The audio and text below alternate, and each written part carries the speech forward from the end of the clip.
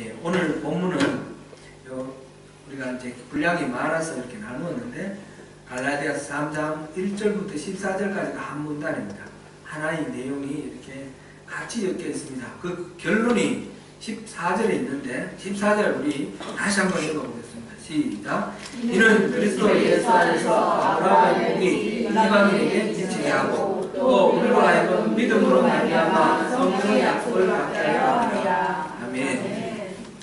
이는이라는 말은 예수님께서 그 십자가에서 저주를 받으신 그 이유를 말하는 것입니다. 곧 십자가에서 대속하신 그 이유는 두 가지가 지금 나와 있는데, 하나는 그리스도 예수 안에서 아브라함의 복이 이방인에게 미치게 하는 것. 아브라함의 복이 이방인에게도 전달되도록 하는 것. 이것이 하나이고, 이제 두 번째로는 그 결과가 되겠지만 우리가 성령의 약속을 받는 겁니다. 두 가지, 아브라함의 복 받는 것, 성령 받는 것, 두 가지인데, 성령 받는 것에 대해서는 5절까지 우리가 지난 시간에 다루었고요. 오늘 다룰 내용은 아브라함의 복을 받게 되는 것입니다.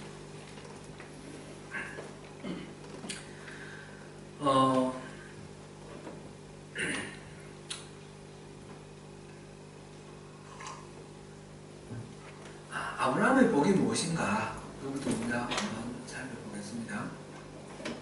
안디옥 교회와 갈라디아 교회를 큰 혼란 속으로 빠뜨린 그 장본인이 예루살렘에서 왔다는 그 바리새파 출신 유대인 그리스도인들입니다. 그들은 이방인은 할례를 받고 아브라함의 자손이 되어야 구원받는다, 이렇게 말했습니다. 그들은 물론 예수를 믿고 구원받는 하나님 나라의 백성이었습니다. 그렇지만 그들은 생각하기를 하나님의 백성, 하나님의 자녀가 되는 것은 아브라함의 자손이어야 한다라는 그런 생각이 확실했습니다. 왜냐하면 유대인은 스스로 하나님의 특별한 선택을 받은 선민이다라는 그런 선민의식이 강했기 때문입니다. 바울 사도는 바리새파 출신 이 유대인 그리스도인들의 잘못된 생각을 바로잡기 위해서 유대인들의 선민의식, 이것이 어디에서 출발했는지 거기서부터 더듬어 나갑니다.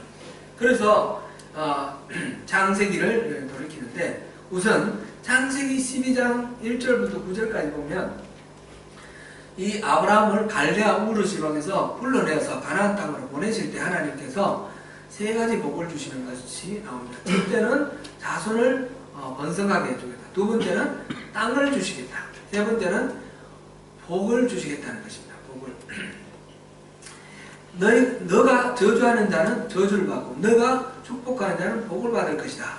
네가 바로 복이다. 이렇게 말씀하셨습니다. 바로 하나님이 이 아브라함과 함께 해주시겠다, 그런 약속입니다. 이런 약속을 받고 가나안 땅으로 왔는데 세월이 많이 흘렀습니다. 이제 자기 나이는 75세에 고향을 떠났는데 지금 한 10년 정도 지나고 아내도 10살 차입니다. 아내도 나이가 75세 정도 됐고 자기도 85세 정도 됐고, 환경으로 봤을 때는 자기를 통해서 자식이 나서 자손이 번성하겠다라고 하셨던 이 약속이 이루어질 가능성이 별로 없어 보입니다. 그래서 집에 데리고 있는 엘리에셀이라는 그 다메섹 출신 종이 있는데, 이 종이 마음에 들었는가 봅니다. 이 종을 양자로 삼아야겠다, 이렇게 생각하고 있을 때 하나님께서 아브라함을 부르십니다. 그리고는 하늘에 있는 별을 바라보라고 하십니다. 그 별을 바라보라 하시면서 저 별처럼 네 자손이 번성하게 될 것이다. 아브라함은 환경으로 봤을 때, 상황으로 봤을 때는 이게 실현 가능성이 없어 보이는 것이지만, 하나님이 약속하셨던 10년 전에 그를 부르셨던 그때의 하나님, 그 약속을 다시 마음에 품고 이 하나님을 신뢰해서 믿었습니다. 하나님을 믿으니 하나님께서는 이 아브라함의 믿음을 보시고 그를 의롭다라고 하셨습니다. 그것이 오늘 이 바울 사도가 인용한 그 하나님을 믿음에 그것을 그에게 의로 정하셨다와 같으니라. 이게 창세기 15장 6절 말씀을 인용한 것입니다. 의라는 것이 우리가 무엇인지 봤습니다. 의는 우리 마음의 상태가 아니고 하나님과의 관계다, 이런 말씀을 드렸습니다. 하나님이 아브라함을 의롭다 여겼다는 것은 하나님과 아브라함 사이에 관계가 바로 설정되어 있다, 그것을 인정해 주셨다는 말씀입니다. 그 근거는 뭡니까? 하나님께서 아브라함을 의롭게 여기신 근거는 뭡니까? 아브라함이 믿으니까, 아브라함의 믿음을 보시고 그렇게 말씀하셨습니다. 본문 8절 보니까 또 하나님이 이방을 믿음으로 말미암아 의로 정하실 것을 성경이 미리 알고, 이렇게 기록하고 있습니다.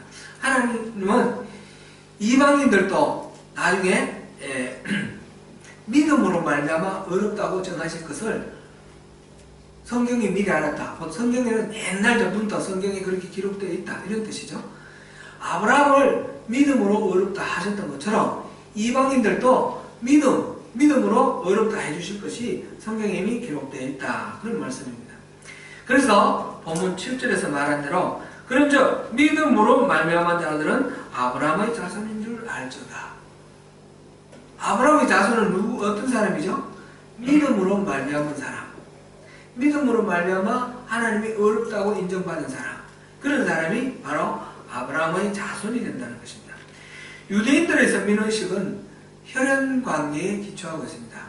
아브라함의 아들 야곱, 아브라함의 아들 이삭, 이삭의 아들 야곱, 야곱의 아들 12 그 아들들, 그리고 그 아들들, 이렇게 혈연관계로 하나님이 택하신 백성, 선민이다 그랬는데, 여기서 바울은 아브라함의 자손이 되는 것은 믿음으로 말미암는다 라고 했습니다. 그래서 아브라함은 유대인의 조상이 아니라 믿음의 조상이라는 것입니다. 그렇다면 갈라디아 교회 성도들은 지금 어떤 상황입니까? 이방인입니까? 아니면 아브라함의 자손입니까? 지금 이 답이 분명하게 나와 있습니다. 이 사람들은 믿어서, 예수를 믿어서 아브라함의 자손이 된 사람입니다. 그렇기 때문에 아브라함의 자손이 되기 위해서 할례를 받아야 된다, 이거는 필요가 없는 얘기가 되는 것입니다. 믿음으로 아브라함의 자손이 되었습니다. 그래서 9절, 그러므로 믿음으로 말미암은 자는 믿음이 있는 아브라함과 함께 복을 받느니라. 이제 이 갈라디아 교인이나 이 안디옥 교인이나 믿음으로 아브라함의 자손이 되었기 때문에 아브라함이 받은 그 복을 함께 받게 될 것입니다. 모든 이방인들이 아브라함처럼 믿음으로 말미암아 의롭게 정해지면 아브라함의 자손이 되고, 아브라함의 덕분으로 아브라함이 받았던 복, 그 복을 받게 되는 것입니다.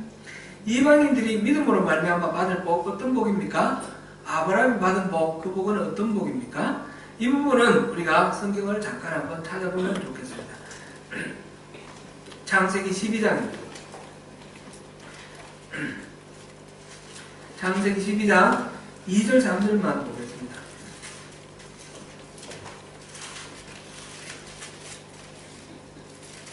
같이 목소리를 맞추어서 읽습니다. 시작.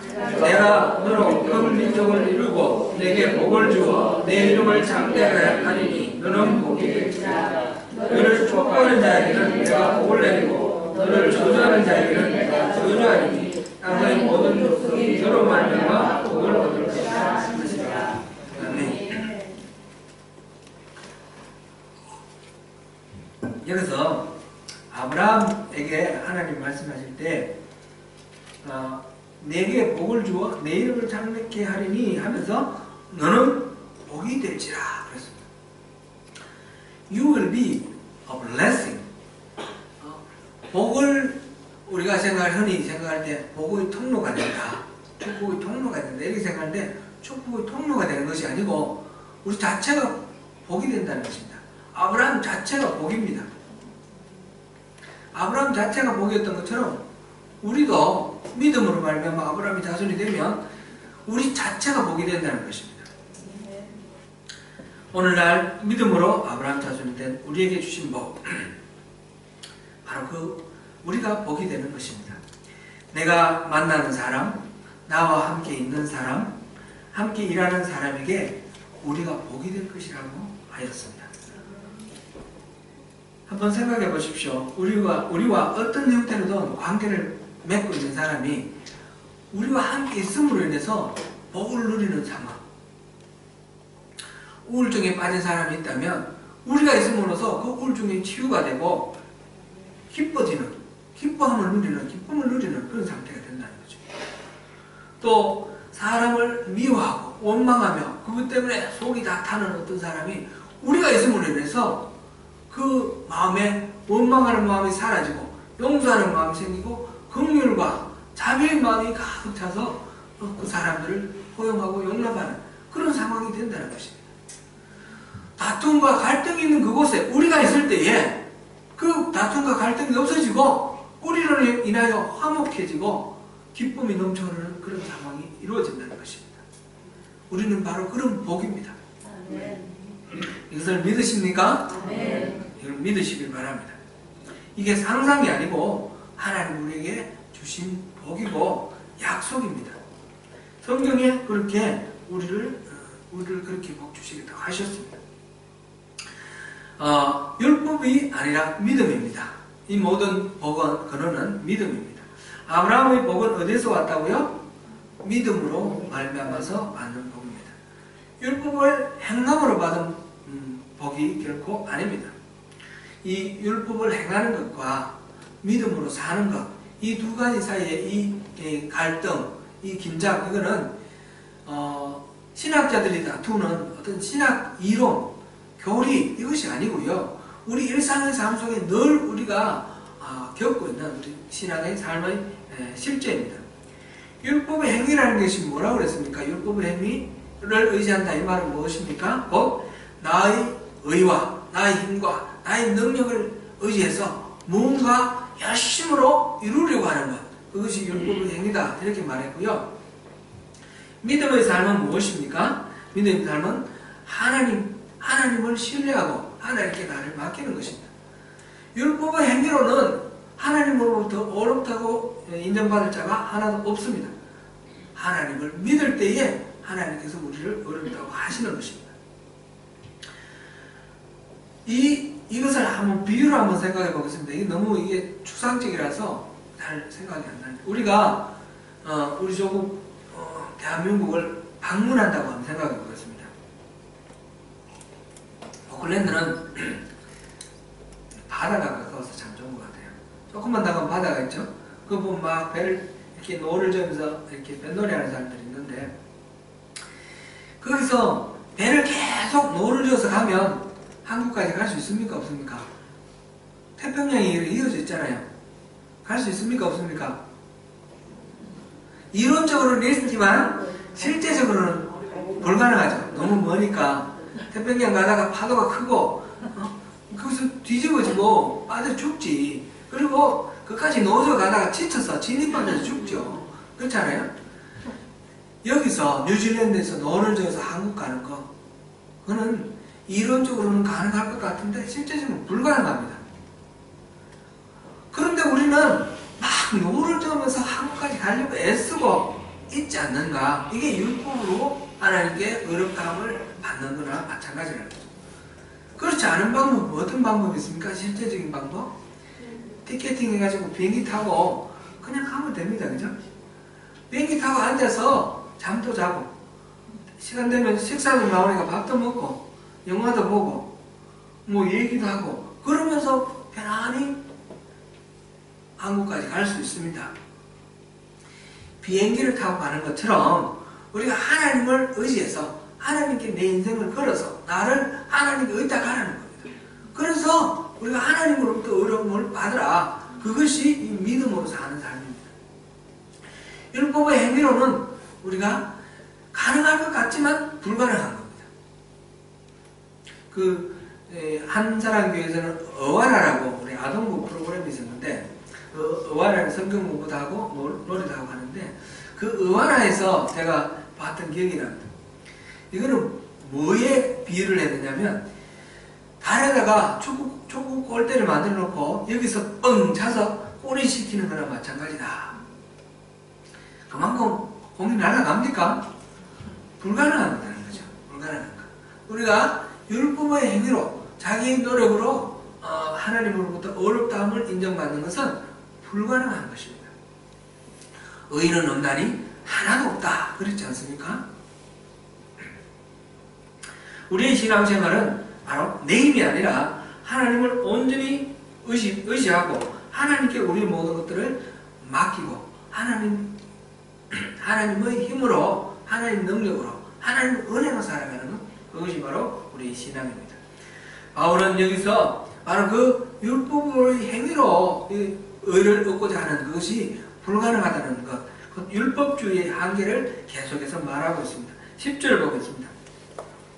10절 우리 한번 읽어봅니다. 시작. 무릇 율법 행위에 속한 자들은 저주 아래에 있나니 기록된 바 누구든지 율법책에 기록된 대로 모든 일을 항상 하는 자는 저주 아래에 있는 줄 알았습니다. 아멘. 율법 행위에 속한 자들은 이제 다시 말씀드리면 율법 행위에 근거해서 살려고 하는 사람이고, 메시지 성경은 이거를 번역을 하기를 하나님을 의지하지 않고 스스로의 힘으로 살려고 하는 사람들 이렇게 번역했는데, 우리 방금 우리 비유한 것처럼 막 노를 져서 태평양을 건너려고 하는 사람, 이런 사람입니다. 이들은 저주 아래에 있다고 봅니다. 저주 아래. 이 말은 율법을 지키면 저주받는다 이런 뜻일까요? 그런 말은 아니겠죠? 그런 말은 아닙니다. 율법은 하나님의 은혜를 주신 것이고 율법 자체는 나쁜 것이 아닙니다. 그런데 왜 율법 아래 있는 사람은 저주받았다 했습니까?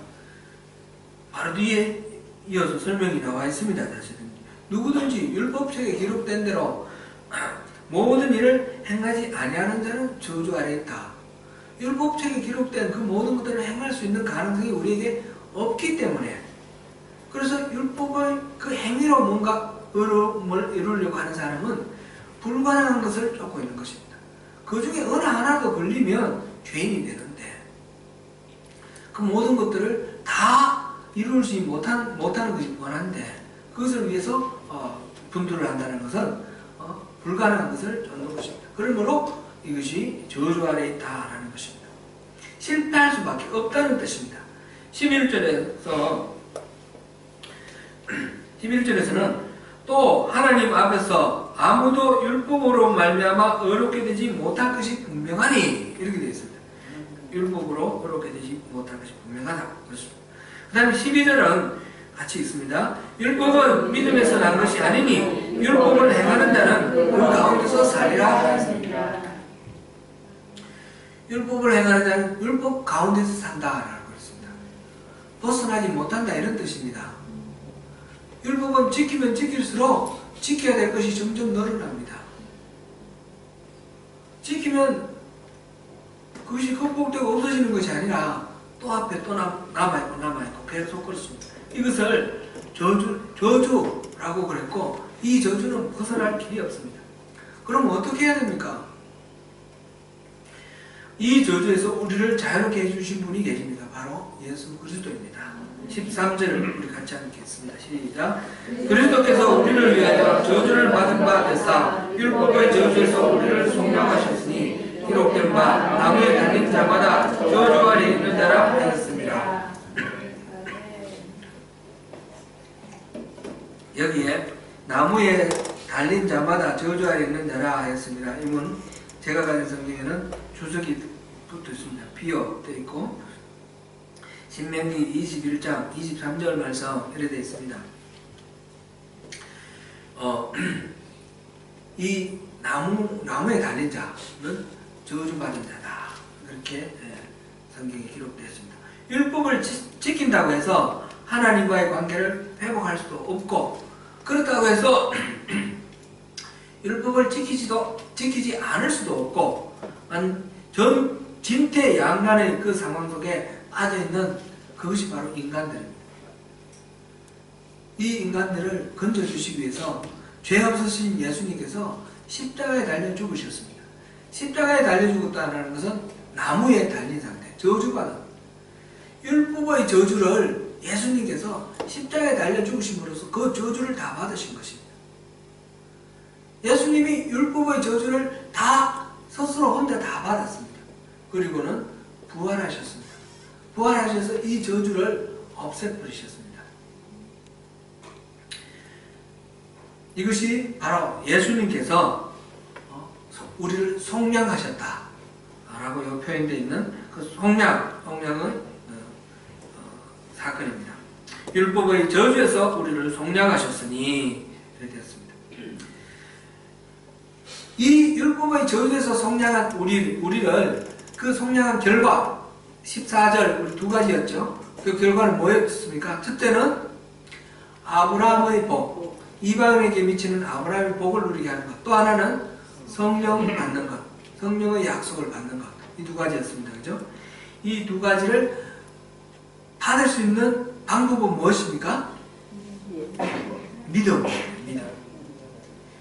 믿음으로. 예수님께서 이렇게 우리를 속량하셨다는 사실을 믿고 그 예수님을 우리 구세주로 받아들일 때에, 그럴 때에 이 두 가지가 우리의 것이 되는 것입니다. 아브라함의 복이 나의 복이 되는 것이고 성령이 우리 안에 들어오시는 겁니다. 이제 성령에 대해서는 지난번에도 살펴봤고 앞으로 또 나올 겁니다. 또 나올 텐데 이제 율법을 이렇게 지켜야 된다 해서 지키는 것이 저주 안에 있는 것입니다. 그런데 성령님이 우리 안에 들어오셔서 하나님의 뜻대로 살 수 있도록 우리 안에 소원을 두시고 그것을 살 수 있는 능력을 우리에게 주시는 것입니다. 성령이 우리에게 좋은 것은 바로 그것입니다. 그래서 우리가 거룩해지고 우리 인격이 예수님을 닮아가고 우리 삶이 구별된 이 세상의 가치관과 다른 하나님 나라의 백성다운 삶으로 바뀌어지는 것입니다. 우리 시내산에서 하나님이 십계명을 주셨는데 십계명을 주신 이유는 이것을 지키면 너희들이 하나님 나라의 백성이 된다 이런 뜻이 아니었고 너희들이 하나님 나라의 백성으로 구원받았으니 이것을 지키라 이거였습니다. 먼저 이집트에서 구원해 내고 난 뒤에 그 계명을 주셨지 않습니까? 그러니까 십계명이라는 것은 하나님 나라의 백성이 되는 조건이 아니고 하나님 나라의 백성이 된 사람들이 누리는 하나의 은혜의 복입니다. 그런데 이 십계명을 비롯한 율법들 이것을 구원을 얻는 하나의 방법으로 생각하기 때문에 이것이 바로 저주 아래 놓였습니다. 그래서 하나님께서는 예수님의 십자가의 보혈의 은혜로 우리 안에 성령을 주셔서 성령이 오셔서 이제는 이 하나님 나라의 백성으로서 살아갈 수 있는 이 율법을 우리 마음에 새겨주시고 우리 소원을 불러일으키셔서 그렇게 살 수 있도록 만들어 주시는 것입니다. 그래서 우리는 복이 있는 것입니다. 이 모든 것들의 관건은 믿음에 달려있습니다. 믿는 자에게 주시는 복입니다. 믿음에 관해서는 지난 작년 7월 17일 날 제가 믿음으로 말미암아라는 그런 제목으로 설교를 했습니다. 우리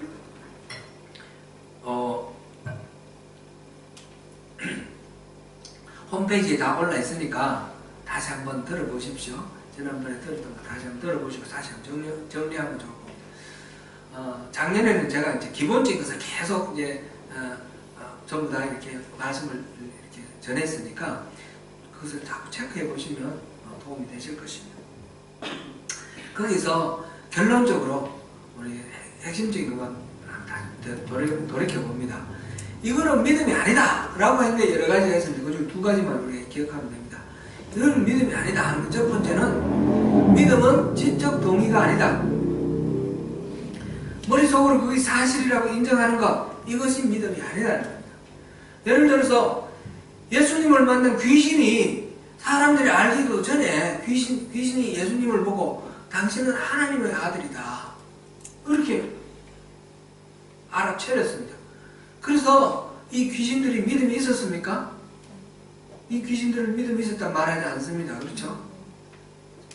또 하나 예를 들어보면 이 여리고성에 이 이스라엘 사람들이 요단강을 건너서 여리고성을 공격할 때 여리고성 안에 그 모든 사람들이 이 요단강 건너기 전에 하나님이 이스라엘 백성들과 함께 하셨던 그 모든 일에 대해서 소문을 들었습니다.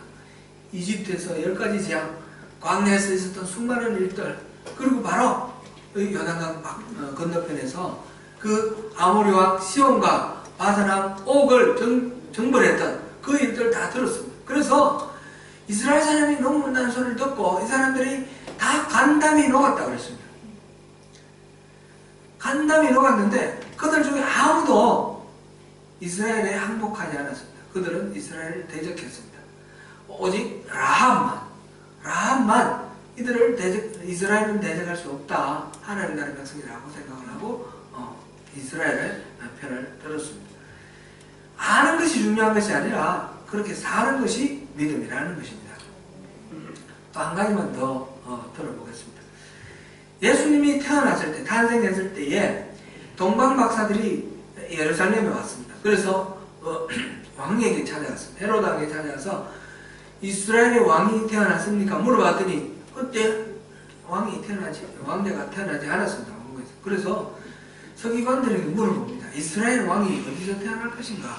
그랬더니 서기관들이 베들레헴에서 태어난다 라고 그랬습니다. 서기관들은 베들레헴에서 이스라엘의 왕 메시아가 태어난다는 걸 알고 있었습니다. 그래서 이 동방 박사들은 베들레헴에 가서 예수님을 만나고 경배했습니다. 그러나 이 서기관들 중 아무도 예수님의 탄생을 경배하러 간 사람이 없었습니다. 그들은 머리로는 알았지만 실제로는 그렇게 믿지 않았던 것입니다. 그래서 믿음이라는 것은 지적으로 동의하는 것은 믿음이 아니라는 것입니다. 두 번째로는 자기 확신이 믿음인 것은 아닙니다. 믿습니다 그러면 믿음인가요? 그렇지 않습니다. 그냥 내가 스스로 자기 최면 걸어가지고 반드시 이건 될 것이다, 이건 그럴 것이다 이렇게 믿는다고 해서 그렇게 되는 건 아닙니다. 이거는 믿음이 아닙니다. 다른 여러 가지가 있지만 이 두 가지가 가장 핵심이니까 지적 동의는 믿음이 아니다. 자기 확신이 믿음인 것은 아니다. 그러면 믿음은 뭡니까? 믿음은 결론적으로 말씀드리면 살아계신 하나님을 신뢰해서 그 하나님에게 우리 인생을 맡기는 것입니다. 그것이 믿음입니다. 그래서 우리의 주권이 하나님께 있다는 것을 인정하고 우리 주권을 하나님께 돌려드리는 것, 그것이 믿음입니다. 11절 하에서 의인은 믿음으로 말미암아 살리라 그랬습니다. The righteous will live by faith. 의인, 하나님과 바른 관계를 맺고 있는 사람은 믿음으로 말미암아 살리라. 바로 관계 속에 있는 이 하나님을 신뢰해서 하나님께 자기 인생을 의탁함으로 말미암아 산다는 것입니다. 우리 히브리서 11장을 보면 믿음장이라고 해서 그 믿음의 조상들이 어떻게 살았는지 그 믿음에 대한 이야기가 나오는데 오늘 여기 아브라함의 법과 관련해서 아브라함에 대해서 우리가 보면 히브리서 11장 한번 보겠습니다.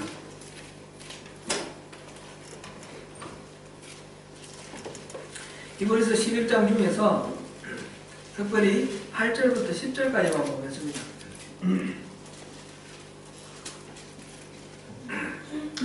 같이 목표를 맞춰서 읽겠습니다. 시작. 믿음으로 아브라함은 물분을 받았을 때 순종하여 장래의 유업으로 받을 땅에 나아갈 때 알바를 지급하고 나아갔으며 믿음으로 그가 그만에 있는 것 같이 약속의 땅에 거하여 동일한 약속을 유업으로 함께 받은 이삭과 야곱과 더불어 장막에 왔으니 이는 그가 하나님이 계획하시고 지으실 터가 있는 성을 받았습니다. 아멘. 나이 70대였을 때에 이제 인생에 어떻게 보면 황혼기라고 말할 수 있고 정리할 때라고 말할 수 있는데 그때에 하나님이 부르십니다. 새로운 출발을 명령하십니다. 본토 친척 아비집을 떠나라. 그리고 내가 보여줄 땅으로 가라. 어디로 가라는 것도 아직 뭐 이렇게 미리 말씀해 주시는 게 아니고 앞으로 보여줄 땅으로 가라. 이 아브라함은 하나님 말씀대로 하면 뭐 잘 될 줄 믿습니다. 그러고 그 자리에 주저앉아 있었던 것이 아니고 즉시 떠났습니다. 뭐 아버지를 모시고 떠나다가 중간에 하란에서 머물러 있었는데 아버지는 하란에 머물고 결국 또 하나님이 부르시는 대로 가나안으로 움직여 갔습니다. 아브라함의 일생을 보면 항상 이렇게 하나님의 말씀대로 순종하며 따르며 나아가는 그런 삶이었습니다. 나중에는 이삭을 바치라는 하나님의 말씀에 순종하고 이삭을 데리고 모리아 산으로 갔습니다. 믿음이라는 것은 그렇다라고 마음속으로 동의하고 그렇지 믿는 것이 믿음이 아니라 거기에 따라서 그렇게 살아가는 것이 믿음이라는 것입니다. 이 히브리서 11장에 나오는 모든 믿음의 사람들이 다 그런 믿음이고요. 이거는 야고보서에서는 똑같은 상황을 행함이라고 표현했어요. 믿음과 행함은 율법을 행하는 것이 아니고 믿음대로 사는 행함입니다. 이 행함은 분리될 수 없는 것입니다. 한 가지입니다. 믿음으로 사는 것은 억지로 율법을 지켜야지 하면서 그렇게 주어진 어떤 법칙대로 이렇게 살아가는 그런 것이 아니라 하나님과 올바른 관계 속에서 하나님이 주시는 능력으로 하나님이 이끄시는 대로 그냥 따라가는 것, 살아가는 것, 그것입니다. 하나님께서 우리에게 십자가를 부인하고 자기를 부인하고 십자가를 지고 나를 쫓아라 말씀하셨는데 이걸 그냥 그렇구나 하고 따라가는 겁니다. 자기를 부인하고 자기 십자가를 지고 따라가는 것, 이것이 믿음입니다. 여러분, 이 시간 이 자리에 왜 나오셨습니까? 왜 우리가 주일날 모여서 예배합니까? 목사님 와이셔츠가 삐뚤어졌네요. 색깔이 좋으네요. 이거 보려고 오신 겁니까? 아니면 옆에 계신 분 누가 헤어스타일이 달라졌는지 그런 거 보시려고 오셨습니까? 그런 거 아니죠. 왜 오셨습니까? 살아계신 하나님을 만나고 하나님과의 이 교제를 이루기 위해서 오신 거 아닙니까? 우리가 믿음으로 사는 것, 그것을 위해서 이 자리에 오셨습니다. 하나님은 이 목사의 입을 통해서 나오는 이 메시지 중에서 하나님께서 내게 주시는 말씀, 그거를 듣기를 원하시는 것입니다. 여러분 가운데 이런 생각을 하시는 분이 있을 것입니다. 나는 솔직히 마음에 와닿지 않습니다.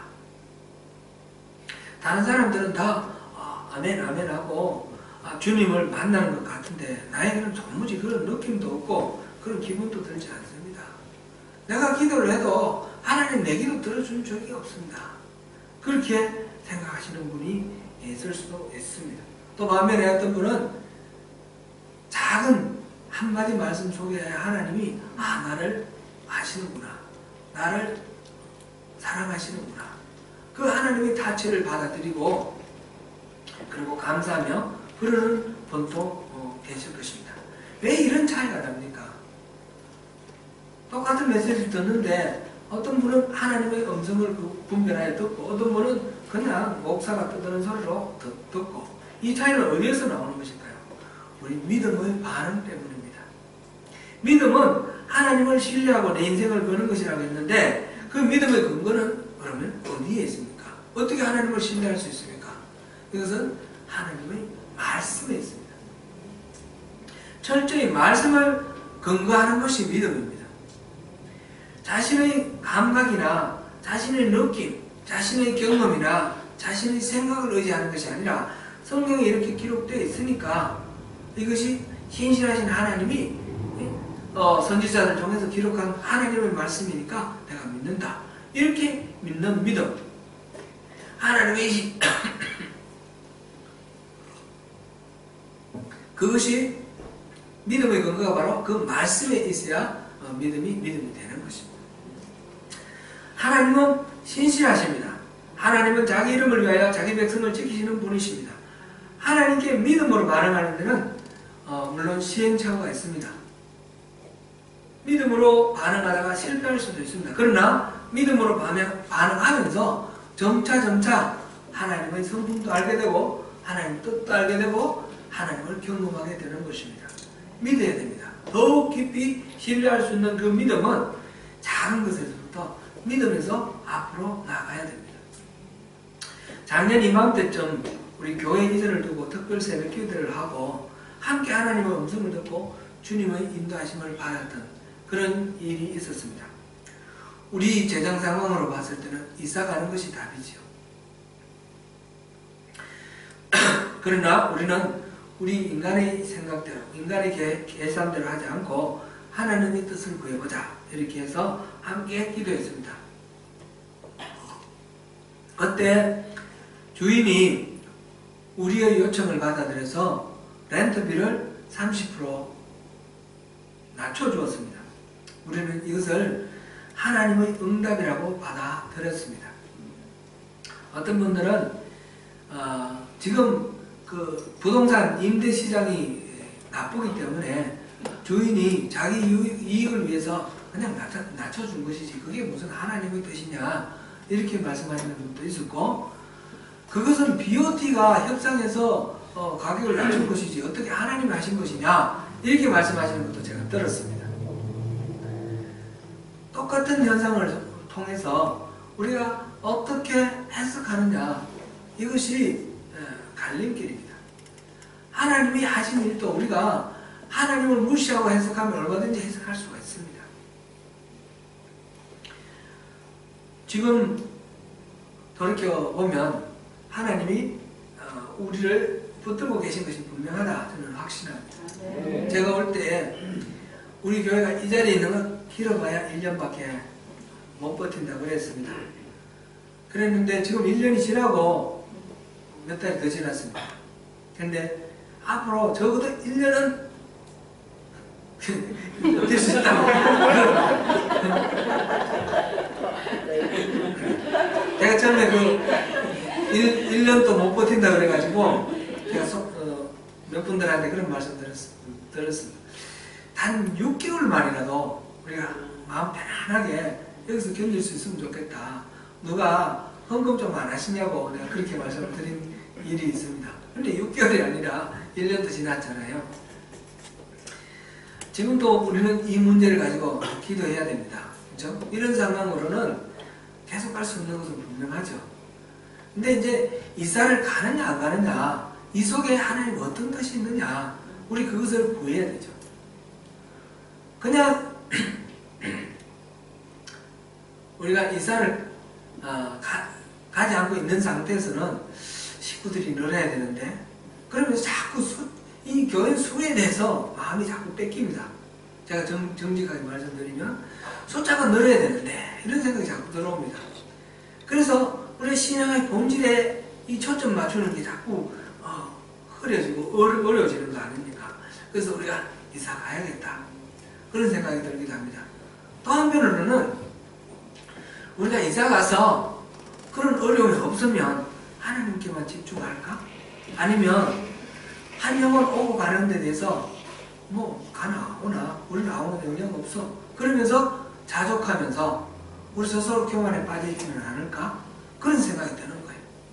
지금은 한 영혼에 대해서 소중한 마음이 있는데 이사 가서 그 문제가 없어지면 그 마음이 없어지는 것 아닌가? 어느 쪽이 하나님이 우리에게 주시는 참된 마음인가? 둘 다 가능성이 있습니다. 그렇죠? 둘 다 가능성이 있는데 어떻게 해야 되는가?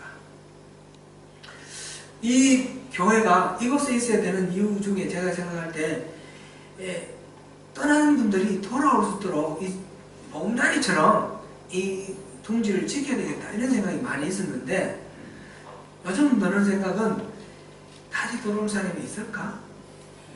없을 것 같은 그런 생각이 듭니다. 그래서 우리는 완전 제로 베이스에서 새롭게 우리가 개척을 했다고 생각하고 새로운 그런 출발을 해야 되지 않는가? 그것도 그런 생각도 듭니다. 어느 것이 맞는지도 우리 계속해서 답을 구해야 되겠습니다. 지금 우리 이 교회를 두고 하나의 예로 든 것입니다. 하나님이 우리에게 어떻게 반응하기를 원하느냐, 우리는 시행착오가 있더라도 기도하면서 지금 현재 우리에게 주시는 하나님의 말씀대로 우리 순종하고 나가는 것을 하나님 원하시는 것입니다. 하나님이 어떤 때는 부흥을 주시는데 이 마지막 순간까지 아무런 조짐이 없다가 어느 순간 부흥을 주시는 그런 경우도 있습니다. 이 물을 따르면 물이 이렇게 볼록 촉촉하게 올라왔는데도 흘러 넘치지 않습니다. 그런데 한 방울 떨어뜨리면 쭈르륵 흘러 넘치는 그런 것과 같이 어느 한순간까지 기다리시는 그런 경우도 있습니다. 지금의 때가 어느 것인지는 모르겠습니다. 제가 여러 가지를 말씀드렸습니다. 우리가 같이 기도하시고 이 교회를 향하신 하나님의 뜻을 우리가 구하시고 우리가 바로 복이 되어야 됩니다. 우리가 복을 받는 사람이 되기를 원하고 하나님 이런 복 안 주시냐 이렇게 생각하면 그것은 핀트를 잘못 맞춘 것입니다. 우리가 복이 되어야 됩니다. 우리가 있으므로 우리가 있는 그 공동체에 기쁨이 되고 평화가 되고 하나님의 은혜가 흘러 넘치는 그런 상황이 되어야 됩니다. 우리가 존재하는 것 자체가 복이 되어야 됩니다. 그러려면 우리가 하나님과 올바른 관계 속에서 우리가 바로 그리스도 편지가 되고 우리가 바로 그리스도 향기가 되고 우리가 바로 하나님의 은혜 그 자체가 되어야 되는 것입니다. 우리 소명교회가 이 자리에 있는 이유도 바로 그래서 있습니다.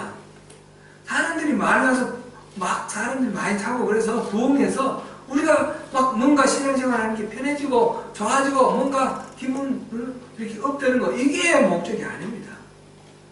우리가 있으므로 믿음을 잃고 믿음대로 살지 못하는 사람들이 우리가 있음으로 인해서 믿음을 회복하고 우리가 있음으로 인해서 하나님의 은혜를 누리는 우리 자체가 복이 되는 그런 우리 교회가 되어야 되고 그런 우리 존재가 되어야 됩니다. 그러기 위해서는 우리가 믿음으로 반응해야 됩니다. 이것은 의식하고 있는 것이 아니라 우리 삶이 바뀌어야 되는 것입니다. 아브라함이 그 갈대아 우르 땅에서 떠나서 가나안 땅으로 가듯이 한 발 앞을 내다보지 못하는 그런 불투명한 상황 속에서 하나님의 인도하심을 믿고 따라 나갔듯이 우리가 하나님의 백성으로 살아야 됩니다. 우리가 이 땅의 가치관대로 살아오던 이 삶을 청산을 하고 우리가 하나님의 백성으로 살 때만 우리가 그 복이 되는 것입니다.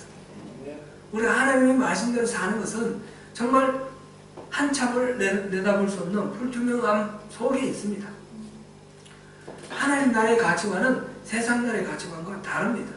분명히 손해봐야 되고 분명히 우리는 억울한 일도 당해야 되고 분명히 우리는 모욕도 당해야 됩니다.